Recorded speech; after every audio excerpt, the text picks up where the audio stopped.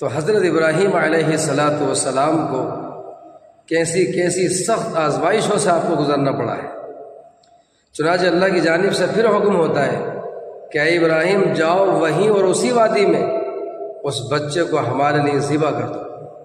حضرت ابراہیم علیہ السلام آخر اللہ کے خلیل تھے، سمجھ گئے کہ مالک نے پھر بندے کے امتحان فرمایا ہے۔ چنانچہ دوڑے ہوئے آئے، پہاڑ پر چڑھے اور آواز لگائی، اسماعیل میرے بیٹے ادھر آؤ۔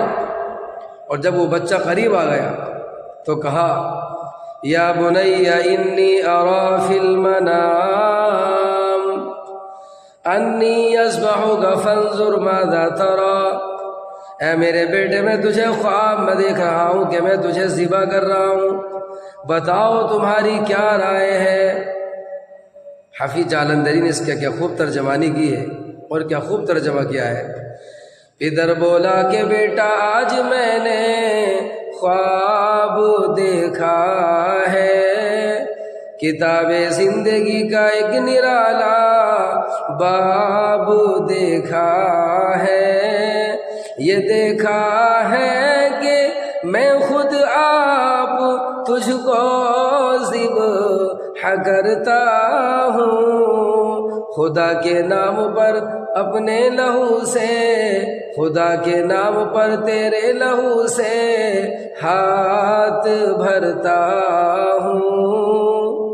بیٹا بھی آخر ایک نیک صالح فرما بردار بردبار فرزند تھا، فوراً نیاز مندی کے ساتھ فرمان باری پر سر تسلیم خم کر دیا اور یوں گویا ہوا، یوں بولا یا ابت فعل ما تؤمر ستجدنی انشاء اللہ من الصابرین،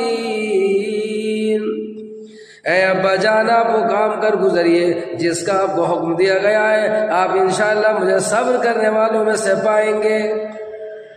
چنانچہ باپ اور بیٹا اس جگہ پر پہنچے جہاں یہ حیرت انگیز کارنامہ انجام دیا جانے والا تھا۔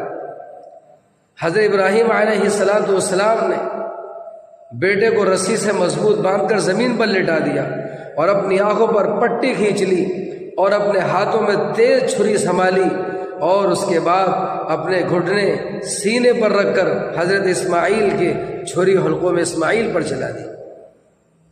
یہ منظر شاید کائنات عالم نے پہلی بار دیکھا تھا، اس لیے سارا عالم محو حیرت تھا۔